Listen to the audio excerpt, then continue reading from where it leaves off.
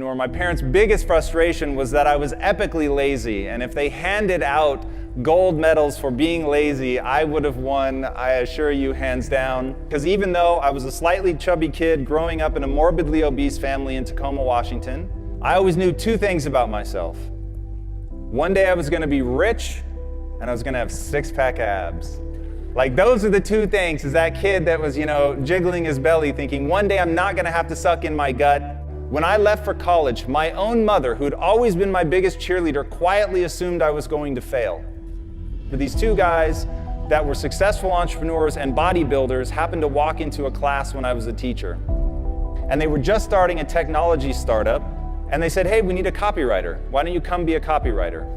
And so I was just young enough and just dumb enough, and I went all in. They literally put me in the room with all the computer servers. But starting from there, I knew I could wow people because I was willing to grind it out. And we all have a superpower, and my superpower may be the willingness and ability to endure suffering. I had suffered a lot. I hadn't taken a day off in like 6.5 years because I was so hell-bent to get rich. And then I realized, almost 8.5 years in, I'd finally had enough. I had hit my breaking point from suffering, and I got so mad, and I was so unwilling to do it anymore. And I turned to my partners and I say, I'm completely miserable, I quit. I realized the reason I was living the cliche of money can't buy happiness. Along the way, had become so myopically focused on this promise I'd made to myself as a kid that I never stopped to ask, why do I want to get rich? The questions you ask yourself will determine the course of your life. I had been asking myself, what do I need to do to get rich? And it left me really unhappy.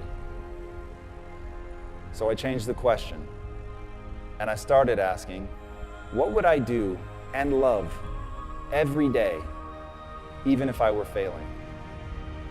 Life is too short. This is your one go-round. So what are we going to do? We're going to build a company that's predicated on value. We're going to build a company that's predicated on passion. I started thinking about my mom and my sister, but they were profoundly overweight. I started thinking about my uncle who ate himself to death when I was 12 years old, and how much that scared me, and it made me sad. And it made me sad to see that there were millions, if not more than 1 billion people that were in the same kind of abusive relationship with food that my mom and my sister were.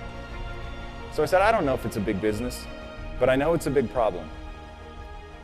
And that's the problem that we're going to solve.